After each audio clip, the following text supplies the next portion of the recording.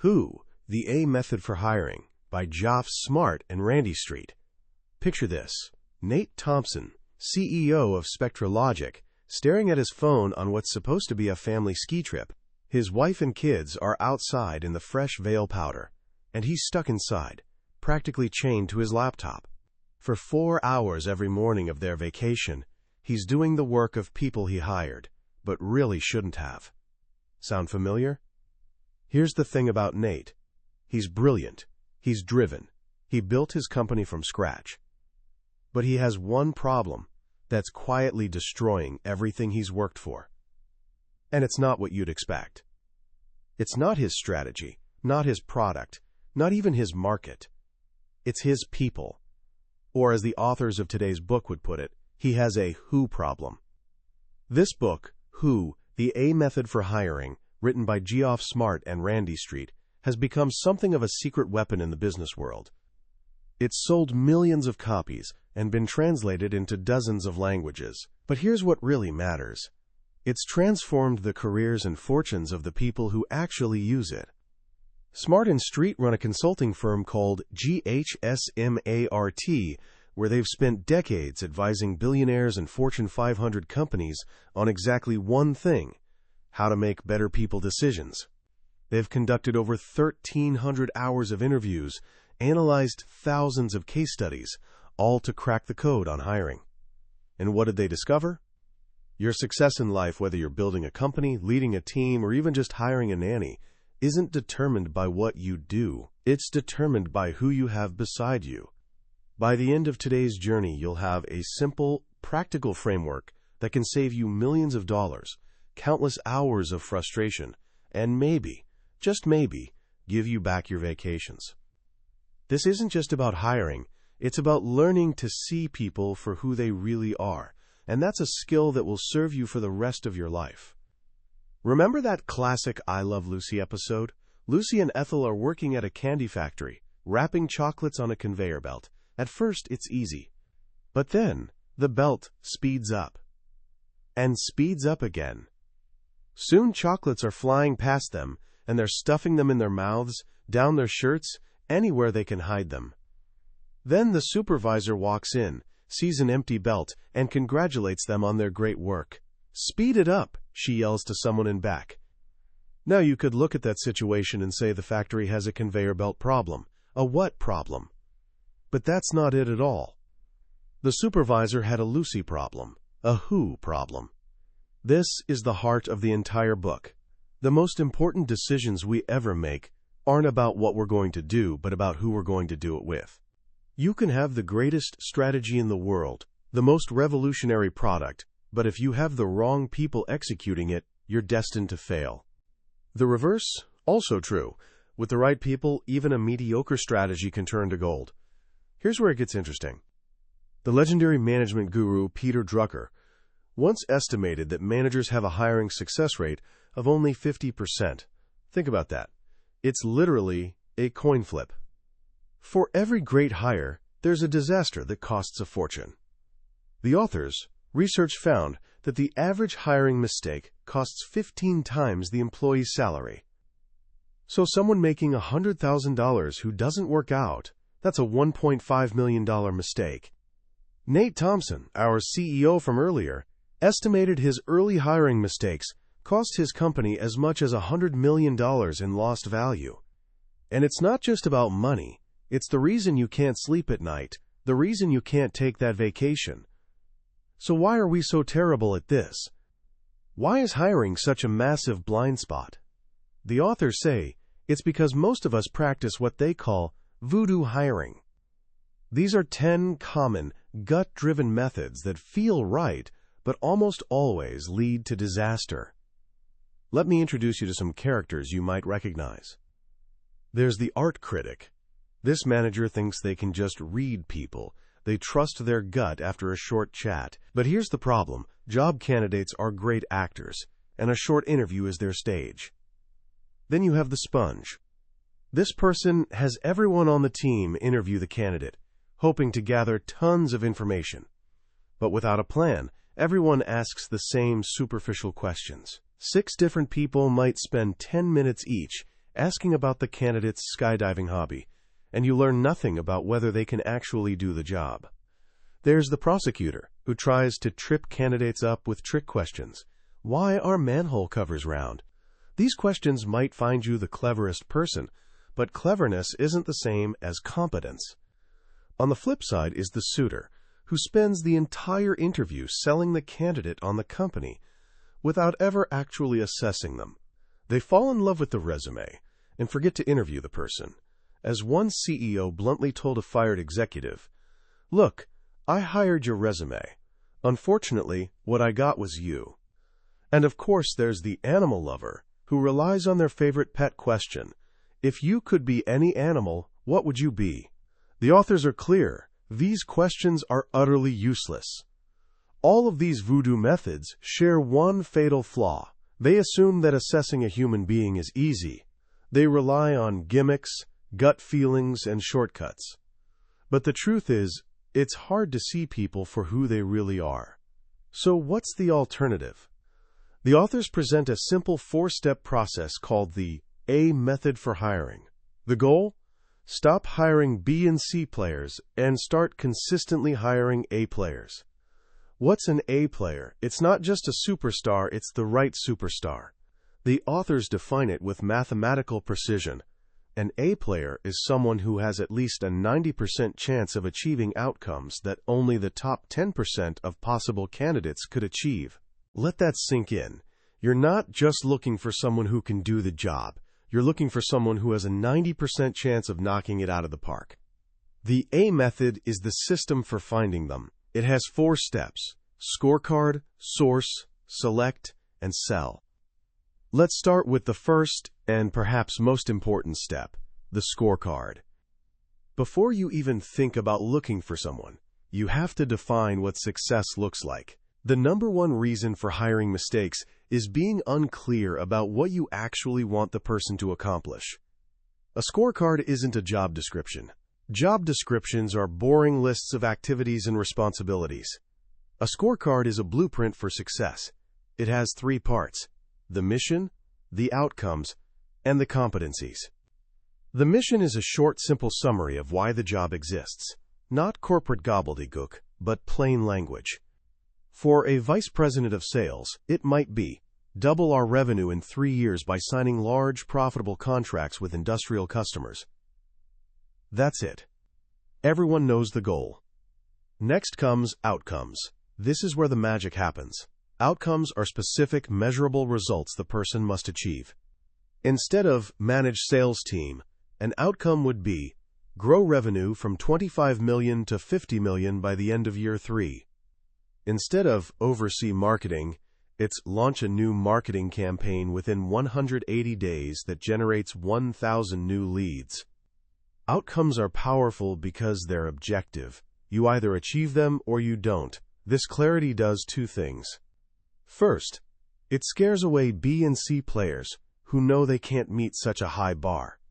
Second, it attracts A players who are hungry for a challenge and want to know exactly how they'll be measured. The third part is competencies. These describe how you expect the person to operate while achieving the outcomes. This is where you define behavioral and cultural fit. Competencies might include things like efficiency, honesty, persistence, or proactivity. But they also include cultural specifics for your team. If your company values collaboration, then teamwork is critical. If you're a fast-moving startup, adaptability is key. The authors found that 1/3 of hiring mistakes happen because of poor cultural fit.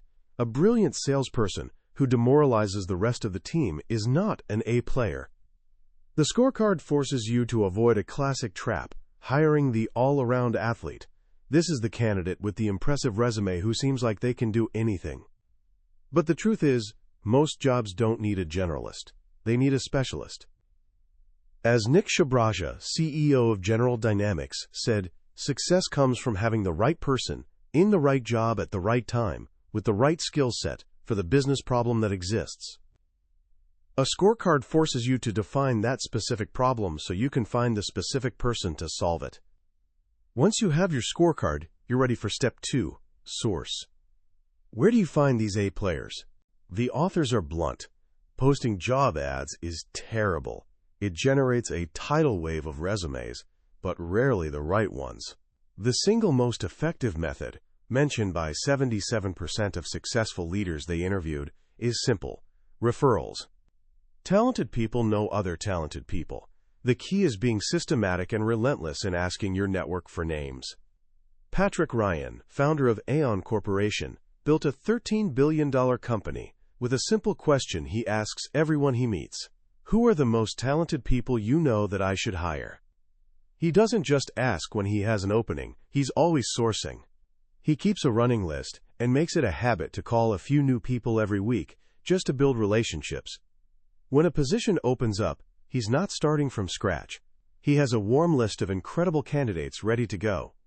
Ask your customers, who are the best salespeople who call on you? Ask your suppliers, ask your partners, and most importantly, ask your own employees. Turn everyone on your team into a recruiter. At Geoff Smart, 80% of their new hires come from internal referrals. They even put sourcing on their employees' scorecards. Source X number of A-player candidates per year. The mindset shift is profound. Sourcing isn't a frantic one-time event. It's a constant, disciplined process of building a network of talent before you ever need it. Now you have a scorecard that tells you who you're looking for, and you've sourced a pool of promising candidates. You're ready for step 3, select. This is where you separate the real A players from the pretenders. The A method replaces voodoo hiring with 4 structured interviews, each building on the last, designed to gather facts, not feelings. The first interview is the screening interview. This is a short 30-minute phone call designed to weed out B and C players quickly. The goal is to save time. The authors provide 4 simple but powerful questions. 1. What are your career goals? You're listening for alignment with the role's mission. 2. What are you really good at professionally? You're listening for strengths that match the scorecard's outcomes. 3. What are you not good at or not interested in doing? You're looking for deal breakers and honesty. If they give a fake weakness like "I work too hard," you push back. 4. Who were your last 5 bosses, and how will they each rate your performance on a 1 to 10 scale when we talk to them? That last question is a truth serum. The phrase quote, quote, quote, quote, quote, quote, quote, not if, signals that you will be checking, which compels honesty. You're looking for a pattern of 8s, 9s, and 10s. Anything less than a 7 is a red flag. The goal of this interview is to hit the gong fast. If it's not a clear fit, you end the process and move on. You only invite the strongest candidates to the next, most crucial interview. This is the Who interview. It's the heart of the A method. The Who interview is a chronological walkthrough of a person's entire career. It can take anywhere from 90 minutes to 5 hours, but the average is about 3. You go through every single job the candidate has held in the past 15 years, starting with the earliest one, and for each job you ask 5 questions. 1. What were you hired to do? This uncovers their original scorecard. 2. What accomplishments are you most proud of? You dig into these with follow-ups to see if they were truly significant. A players talk about outcomes they achieved. B and C players talk about activities they did. 3. What were some low points during that job? Everyone has lows. You keep pushing until you get the real story. 4. Who were the people you worked with? This is where you ask about their boss, their team, and you use what the authors call the threat of reference check, or TORC. You ask for their boss's name, have them spell it out, and then ask, what will your boss say were your biggest strengths and weaknesses? 5. Why did you leave that job? This last question is critical. You're trying to figure out if they were pushed out or pulled to a better opportunity. Players are almost always pulled. They're so valuable that their old boss is sad to see them go, and a new opportunity comes looking for them. B and C players are often pushed out, sometimes subtly, because they aren't performing. The book's rule of thumb is powerful. Don't hire anyone who has been pushed out of 20% or more of their jobs. Throughout this interview, your job is to get curious. For every answer they give, you follow up with 3 simple words: what, how, or tell me more. This is how you get past the polished resume speak and uncover the real patterns of their career. And the stories that come out can be astonishing. The authors tell of interviewing a candidate for a CEO role. When they asked why he left a previous job as VP of sales, he said he had a quote, quote, quote, quote, quote, quote, quote, quote, quote, quote, quote, quote, quote, quote, quote, quote, quote, quote, quote. They got curious. What happened? The candidate explained that in a board meeting, his CEO, under pressure for missing sales targets, said, "If we don't hit our number next quarter, we'll have to get a new VP of sales." The authors asked, "What did you do?" "Well," the candidate said, "I looked him in the eye and said, 'You know what? Your mother had a lot of foresight when she named you.'" The authors were stunned. What was his name? His given name was Richard, but he went by the common nickname. The board thought it was hilarious. Richard did not. He fired the VP on the spot. But the story gets worse. The authors asked what he said when he was fired. The candidate replied, "I told him, 'Your problem is nobody's ever put you in your place.'" The CEO shot back, "Who's going to do it? You." The candidate smiled, "I hit him." It was an open-handed slap across the face. A $3 million slap, he called it, because it cost him all of his stock options. Now, without the Who interview, would that story ever have come out? Not a chance. This is the power of a chronological deep dive. It reveals patterns of behavior, both good and bad, that predict future performance with incredible accuracy. After the Who interview, you bring in other team members for the third type of interview, the focused interview. This is where you have your colleagues dig deeper into specific outcomes and competencies from the scorecard. For example, one person might conduct a 45-minute interview just on the candidate's ability to build a team, while another focuses on their strategic thinking. This allows you to gather more data and gives your team a stake in the hiring process. Finally, there's the reference interview. This isn't a pointless formality. This is where you verify the data you've collected. You don't just call the references the candidate gives you. You call the bosses they mentioned in the Who interview.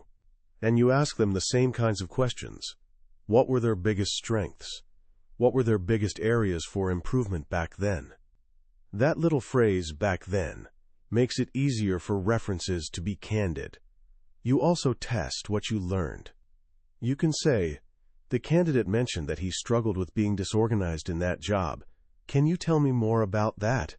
This gives the reference permission to open up, and often the rest of the story comes tumbling out. After these 4 interviews, you have a mountain of facts. Now, you and your team come together to make a decision. You take out the scorecard, and you grade the candidate on every single outcome and competency. You look for the skill-will bullseye. Does the candidate have the skill to achieve the outcomes? And do they have the will, the motivation, and cultural fit to thrive in the role? If you are 90% confident on both fronts, you have found your A player. But you're not done yet. Finding an A player is one thing. Getting them to join your team is another.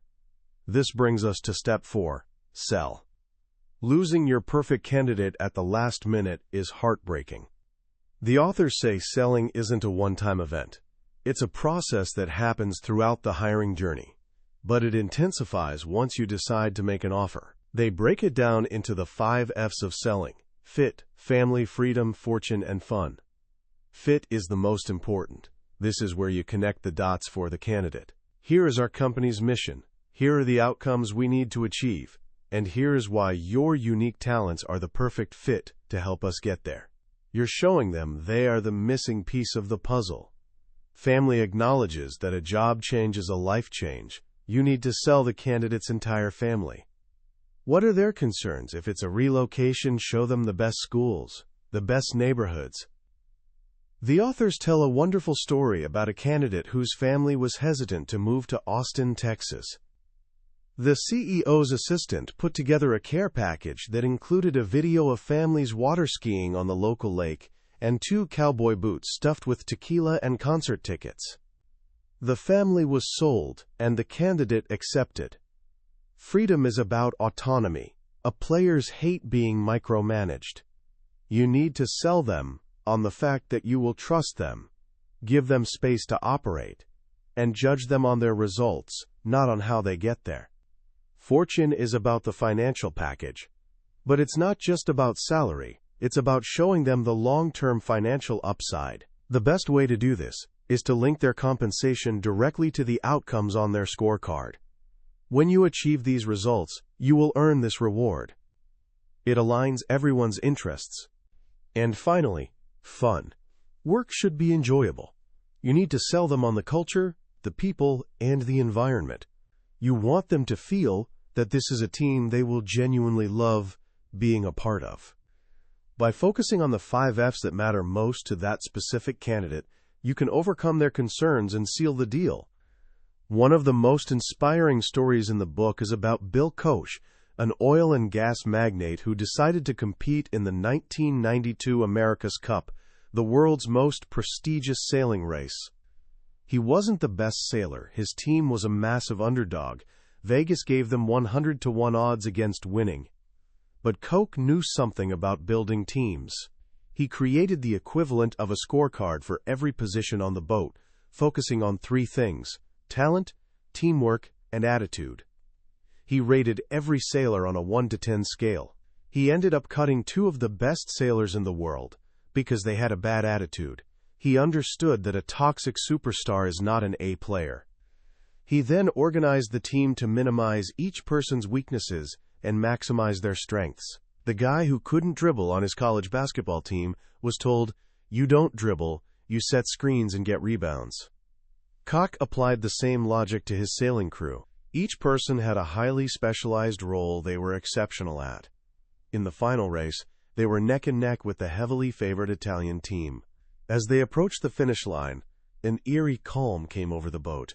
Every single person was focused on their one job, executing it flawlessly. They crossed the finish line 44 seconds ahead. They had done the impossible. Bill Koch didn't win because he was the best sailor. He won because he was the best at finding the right who. He built a team of A players, each perfectly suited for their role, and they achieved something far greater than the sum of their parts. This is the promise of the A method. It's not just a process for hiring, it's a philosophy for building winning teams. It's a shift from focusing on endless what problems to solving the one who problem that matters most. Get the who right, and the what takes care of itself. And you might just get to take that vacation after all. When you step back and look at the message of who, it seems almost deceptively simple: hire good people. Of course, everyone knows that. But the genius of this book isn't in the what, it's in the how. It takes a vague, anxiety-ridden process that most of us muddle through with gut feelings and guesswork and transforms it into a clear, disciplined, and repeatable system. What I find most powerful is the foundational idea of the scorecard. It's a profound shift in thinking. So often, we start hiring with a fuzzy idea of what we need. We think, I need a marketing person, or I need a project manager, but what does that actually mean? By forcing you to define the mission, and, more importantly, the specific measurable outcomes, before you even look at a single resume, the scorecard changes the entire game. It acts as your North Star, guiding every decision that follows. It's the difference between building a house with a detailed architect's blueprint versus just starting to nail some boards together and hoping for the best. This idea extends far beyond the corporate world. Think about it in your own life. When you start a group project for school, do you just divide up the work, or do you first define what an A- plus final product looks like? When you're looking for a partner in life, are you just hoping to meet someone nice, or do you have a clear idea of the mission, outcomes, and values that define a successful relationship for you? The scorecard is a life tool, not just a business tool. The second big lesson for me is the relentless focus on gathering facts over feelings. The Who interview in particular is a masterclass in behavioral science. The idea that past performance is the best predictor of future performance isn't new, but the chronological method for uncovering it is brilliant. It turns an interview from a performance, where the candidate is on stage, into a biography, where they are simply telling their story. And in the telling of that story, the patterns, the repeated successes, the recurring failures, the way they talk about bosses and teams, become impossible to hide. It's a system for seeing the truth. The world today tells us to move fast, to trust our intuition, to make quick decisions. And sometimes, that's good advice. But who reminds us that when it comes to people, slowing down is the fastest way to get where you want to go? Taking 3 hours for a Who interview feels like an eternity in our busy world. But when you compare that to the hundreds of hours and the emotional drain of managing a bad hire, it's one of the best investments you could ever make. So how can you apply this? Starting today, you don't need to be a CEO. First, create a scorecard for yourself. What is the mission for your life right now? What are the 3 most important outcomes you want to achieve this year?